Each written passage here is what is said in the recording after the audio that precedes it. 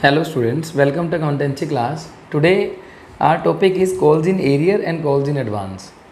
What is meant by calls in arrear and calls in advance? Calls in arrear means आपने जितने share issue किए public ने सारे के सारे शेयर सब्सक्राइब कर दिए, लेकिन कुछ पर्सन ऐसे थे कि उन्होंने आपको कॉल का अमाउंट पे नहीं किया।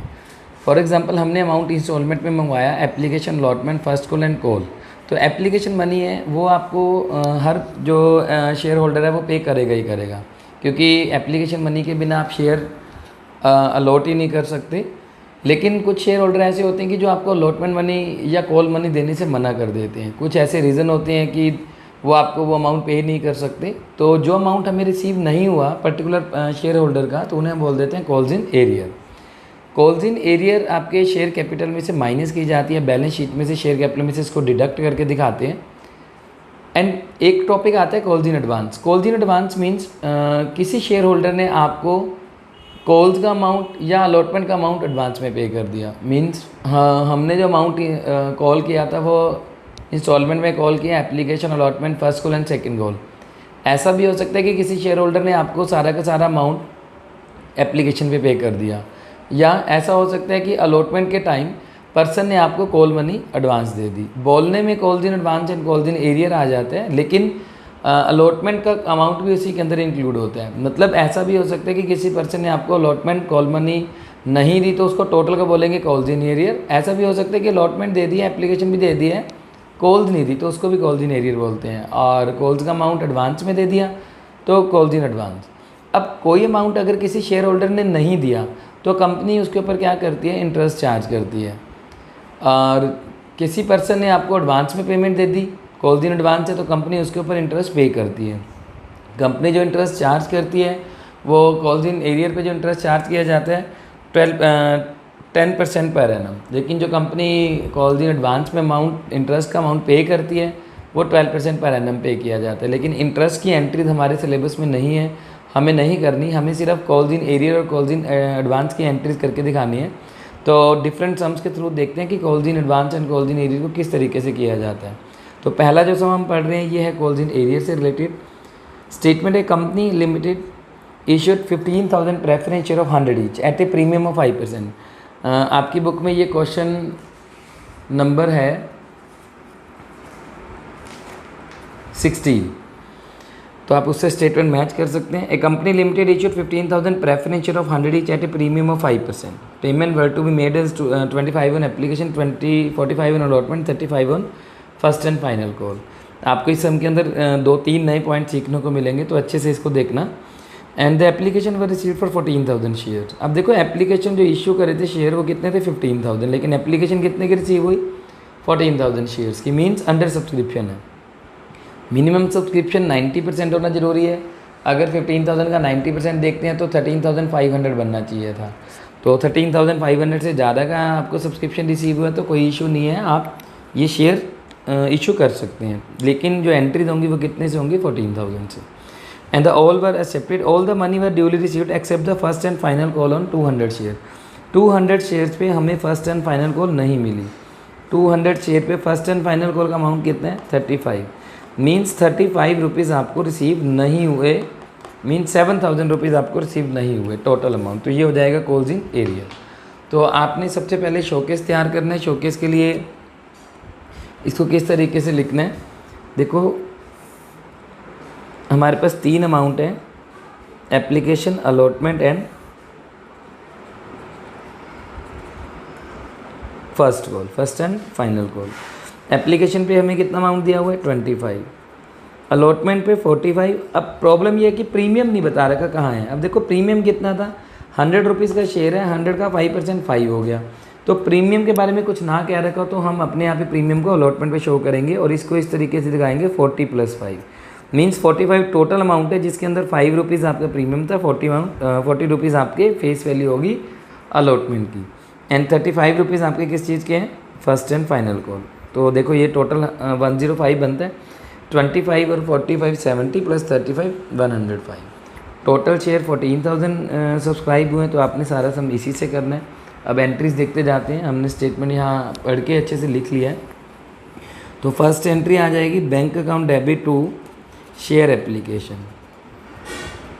एप्लीकेशन का अमाउंट आप रिसीव करेंगे, कितने शेयर हैं 14,000, आपने जितने शेयर सब्सक्राइब हुए उतने से ही एंट्री करनी है। 14,000 इंटू 25, 3,50,000। ठीक है। अब जो इसमें नई चीज़ देखने वाली थी, यहाँ में दिया हुआ था कि pass journal entries and prepare cash book.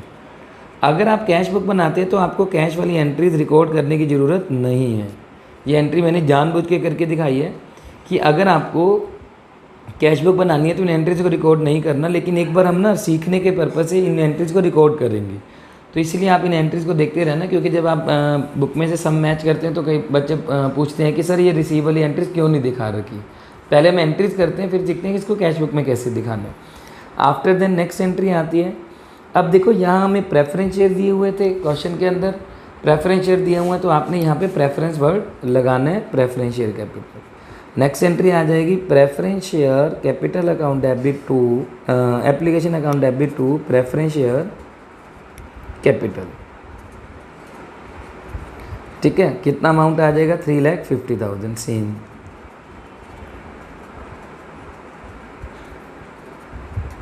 After then next entry है share allotment account debit preference share allotment account debit to preference share capital. Allotment का अमाउंट आप ड्यू करेंगे। ठीक है, ड्यू कितने से करेंगे, कितने शेयर है 14,000 इंटू 45, और यहाँ प्रीमियम भी था तो यहाँ पे 2 सिक्योरिटी प्रीमियम भी दिखा देंगे। 14,000 इंटू 45 यहाँ चला जाएगा, और यहाँ चला जाएगा 14,000 इंटू 40, एंड यहाँ चला जाएगा 14,000 इंटू 5, तो ये आ जाएगा 6,30,000, ये आ जाएगा 5 लाख, एंड ये अमाउंट कितना हो जाएगा आपके पास 70,000। ठीक है, आप इसको इस तरीके से दिखा सकते हैं 45 into 40 and 5,60,000, 14,000 into 5। Next entry जब रिसीव करते हैं तो bank account debit to share allotment, कितना अमाउंट रिसीव हो जाएगा, टोटल अमाउंट रिसीव हो जाएगा जितना हमने ड्यू किया था 6,30,000। अलॉटमेंट के रिगार्डिंग कुछ ऐसा नहीं था कि आपको रिसीव नहीं हुआ या कुछ भी। ठीक है, नेक्स्ट एंट्री क्या आ जाएगी, share preference share first and final call account debit to share capital 14,000 into 25, 14,000 into 35 sorry, ये कितना अमाउंट आ जाएगा आपके पास 4,50,000। लेकिन जब आप फर्स्ट कॉल का अमाउंट रिसीव करेंगे तो एक पर्सन ने हमें 7,000 रुपीज़ पे नहीं किए थे, तो ये आपका क्या अमाउंट था, कॉल्स इन एरियर। तो कॉल्स इन एरियर आपके लिए लॉस हो गया, तो इसलिए इसको आप क्या करेंगे, डेबिट करके दिखा देंगे। तो आप यहाँ एंट्री क्या करेंगे, bank account debit calls in arrear account debit to share first call. ठीक है, तो आप इसको किस तरीके से दिखाएंगे, जो 7,000 है वो कॉल्स इन एरियर होगी, अमाउंट हमें कितना रिसीव हो जाएगा 4,83,000, क्योंकि आपके पास टोटल अमाउंट कितना आना चाहिए था, ये बनेगा 4,90,000। जब आप इसको कैलकुलेट करेंगे, ये गलती से 450 लिखा गया था, 4,90,000 में से 7,000 माइनस हो जाएगा तो आपको 4,83,000 रिसीव होगा। इस एंट्री को आप इस तरीके से भी दिखा सकते थे। अगर calls in arrear account open करके दिखाते हैं तो आपको ये एंट्री इस तरीके से दिखानी है। अगर calls in arrear account open नहीं किया जाता तो आप इस एंट्री को डायरेक्ट कर सकते हैं, bank account debit to share first call 4,83,000। ठीक है, आप इस तरीके से भी एंट्री को कर सकते हैं। तो जो आपकी एंट्री बचेगी वो कैसे बचेगी, दूसरी एंट्री, लेकिन दूसरी एंट्री बचेगी calls in arrear account debit to share first call 7,000। इस पॉइंट को अच्छे से दोबारा समझें। अगर कॉल्स इन एरियर अकाउंट दिखाया जाता है तो आपने क्या करना है, ये एंट्री को इस तरीके से दिखाना है, केस 1। अगर calls in arrear account open नहीं किया जाता तो आप सिर्फ यही एंट्री करेंगे, ये वाली एंट्री तब करेंगे जब आप कैश बुक मेंटेन करते हैं, क्योंकि जब आप कैश बुक मेंटेन करते हैं तो आप कैश वाली एंट्रीज नहीं दिखाते। जैसे इस सम के अंदर हमें दिया हुआ था, ये सम हमारा यहाँ कंप्लीट हो जाता है। इस सम में हमें कहा था कि कैश बुक बनानी है। अब अगर आप कैश बुक बनाते हैं, कैश बुक का आपको सिर्फ बनाना है बैंक कॉलम। ठीक है, कैश बुक का आपने बैंक कॉलम तैयार करना है। तो डेबिट एंड क्रेडिट। तो डेबिट साइड में आप जो अमाउंट रिसीव हो रहा है वो लिखेंगे और जो क्रेडिट साइड अमाउंट जा रहा है। यहाँ पे अमाउंट रिसीव कहाँ से हो रहा है, देखो एक तो एप्लीकेशन से आ रहा है, तो आप यहाँ पे लिखेंगे टू प्रेफरेंस शेयर एप्लीकेशन। कितना अमाउंट आ गया, 3,50,000। जब आपने कैश बुक मेंटेन कर ली तो आपको ये वाली एंट्रीज रिकॉर्ड करने की ज़रूरत नहीं है, ठीक है। ऐसी ही बैंक की सेकंड एंट्री कौन सी है, ये वाली, तो ये भी एंट्री रिकॉर्ड करने की ज़रूरत नहीं है क्योंकि ये अमाउंट आपने कहाँ शो कर देना है, टू कैश बुक में टू शेयर अलॉटमेंट। कितना आ जाएगा, 6,30,000। एंड थर्ड एंट्री बैंक की ये वाली है। अब जब आपने कैश बुक बनाई होगी तो आपने एंट्री क्या करी होगी, जो बैंक का अमाउंट है ना वो चला जाएगा कैश बुक में। तो आप यहाँ पे क्या लिख देंगे, to share preference share first call, first and final call 4,83,000। तो आपको ये वाली एंट्री रिकॉर्ड करने की जरूरत नहीं। इसकी जगह आप कौन सी एंट्री रिकॉर्ड करेंगे, ये मतलब ये केस 1 में ये चला जाएगा आपका। अगर आप कैश बुक मेंटेन करते हैं तो आपको 3 एंट्रीज करने की ज़रूरत नहीं है जिनमें कैश रिसीव हुआ है, 1, 2 एंड 3। लेकिन इसके अंदर कॉल्स इन एरियर था तो उसकी एंट्री ये बच जाएगी, तो आपको ये दिखानी है। अगर आपने calls in arrear account open किया हुआ है तो आप ये वाली एंट्री करेंगे। अगर कैश बुक साथ में बना ली तो इस पूरी एंट्री को इस तरीके से करने के बजाय आप ये करेंगे, बैंक का अमाउंट आपका कैश बुक में चला जाएगा। लेकिन अगर आपने calls in arrear account open नहीं किया तो आप डायरेक्ट एंट्री ये करेंगे, लेकिन इसको फिर आपको कैश बुक में रिकॉर्ड करने की ज़रूरत पड़ेगी, जनरल एंट्री में रिकॉर्ड करने की ज़रूरत नहीं है, ठीक है। तो 2 ऑप्शन होते हैं, या तो आप ये करें या आप ये करें। अब आप इसका टोटल करते हैं तो ये टोटल बन जाएगा 14,63,000। फिर यहाँ आप लिख देंगे बाय बैलेंस, क्योंकि कैश हमारे पास से कहीं गया ही नहीं है, ठीक है। तो इस तरीके से 14,63,000। कैश गया होता किसी भी मैटर पे, जैसे कि शेयर इशू एक्सपेंसेस पे करते तो आप लिख देते बाय शेयर इशू एक्सपेंसेस, पैसा चला गया, कुछ भी अमाउंट लिखते फिर बैलेंस लिखते इस टोटल में से माइनस करके। तो ये था कॉल्स इन एरियर वाला point. Calls in arrear in the sense कि आपको पैसा रिसीव नहीं हुआ तो आप उस चीज़ को कॉल्स इन एरियर डेबिट करके दिखाएंगे। डेबिट क्यों करके दिखाएं, क्योंकि आपका लॉस हो गया, और debit all the expenses and losses. Next point आता है कॉल्स इन एडवांस का। तो कॉल्स इन एडवांस के रिलेटेड क्या है statement, calls in advance means आपको पहले से ही पैसा रिसीव हो गया है। तो स्टेटमेंट देखते हैं।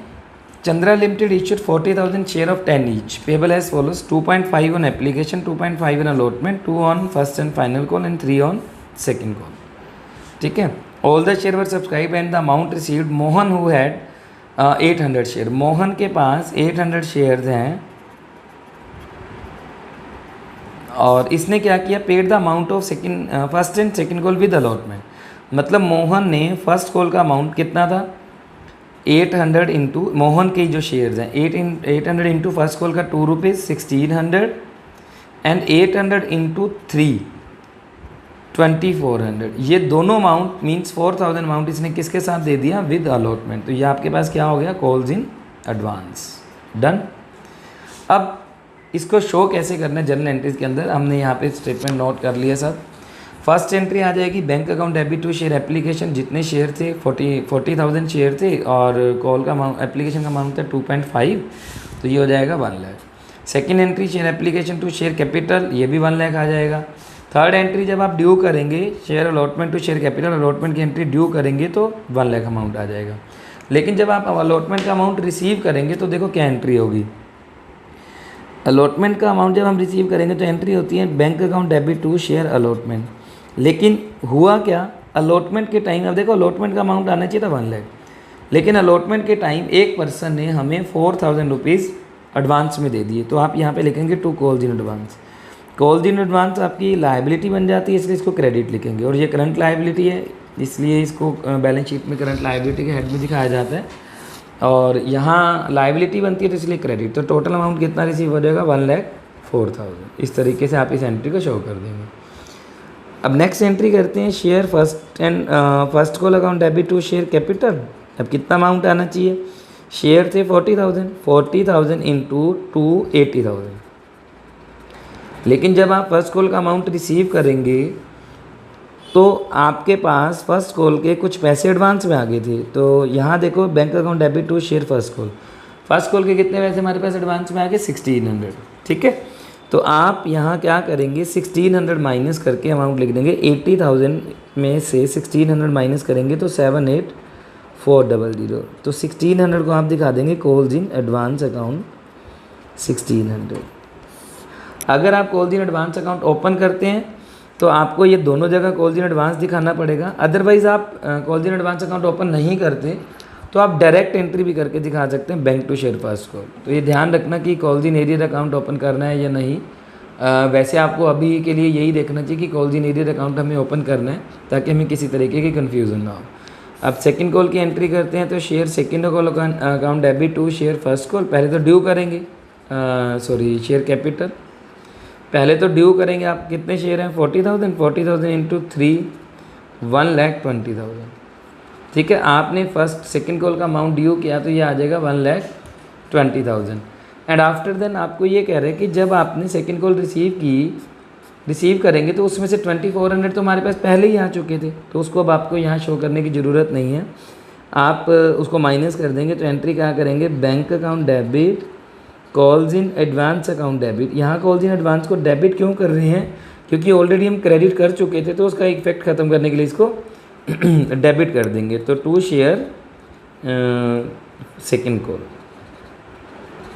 अब अमाउंट आना चाहिए 1,20,000, लेकिन आपके पास 2,400 तो पहले ही आए हुए हैं सेकंड कॉल के, तो अब आ जाएगा 1,17,600। तो आपको इस तरीके से एंट्रीज दिखानी है। मतलब आपको कॉल्स इन एरियर है तो आप उसको डेबिट करके दिखाएंगे क्योंकि आपके लिए लॉस हो जाता है कॉल्स इन एडवांस है, तो आप उसको पहले क्रेडिट करेंगे, जब उसकी टर्न आएगी तो उसको बाद में डेबिट करके दिखा देंगे। तो ये कॉल्स इन एरियर और कॉल्स इन एडवांस के टॉपिक थे। एक सम और देखते हैं जिसके अंदर हमें थोड़ा सा और पॉइंट अच्छे से क्लियर हो जाएगा। देखते हैं उसकी स्टेटमेंट क्या है। बुक में दी हुई है, आप बुक से मैच भी कर सकते हैं। आपकी बुक में जो भी स्टेटमेंट है सम नंबर मैच करके आप ये सम अच्छे से सीख सकते हैं।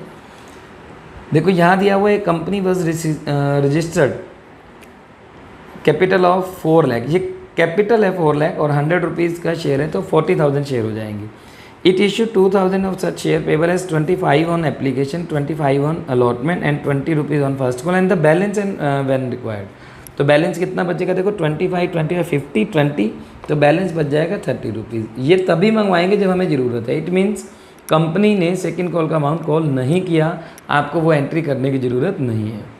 All money payable on application allotment were duly received but when the first call of ₹20 पर share was made, one shareholder holding 100 share failed to pay the amount due and another shareholder 200 holding 200 share paid them in full। Means एक share holder के पास 100 shares हैं, उसने आपको 20 rupees नहीं दिए, 2,000 नहीं दिए, तो ये हो जाएगा कॉल्स इन एरियर। और एक शेयर होल्डर है जिसके पास 200 शेयर हैं, जब आपने फर्स्ट कॉल मंगवाई तो उसने आपको सारा अमाउंट इकट्ठा दे दिया। मीन्स फर्स्ट कॉल के टाइम सेकंड कॉल ही आई होगी तो 30 रुपीज़, तो 6,000 रुपीज़ आपके पास क्या हो जाएंगे? Calls in advance. ठीक है, तो इसको अब शो कैसे करना है तो ध्यान से देखना। फर्स्ट एंट्री कैसे बनेगी? Bank account debit to share application, application का अमाउंट रिसीव करेंगे आप। अब एप्लीकेशन कितने शेयर मंगवाई हमने? 2,000 शेयर इशू किए थे तो 2,000 से एंट्री हो जाएगी। 2,000 into 25, 50,000 done. After then share application account debit to share capital, ये भी कितना आ जाएगा? 50,000, क्योंकि एप्लीकेशन के रिगार्डिंग तो कोई प्रॉब्लम ही नहीं है, कुछ ऐसा नहीं था कि एडवांस में अमाउंट आया या कुछ भी है। नेक्स्ट एंट्री आ जाएगी share allotment account debit to share capital. Allotment आप पूरी ड्यू करें। अलॉटमेंट का अमाउंट कितना है? 25 है। ठीक है, तो 2,000 इंटू 25 पहले आप ड्यू करेंगे तो कितना आ जाएगा? 50,000।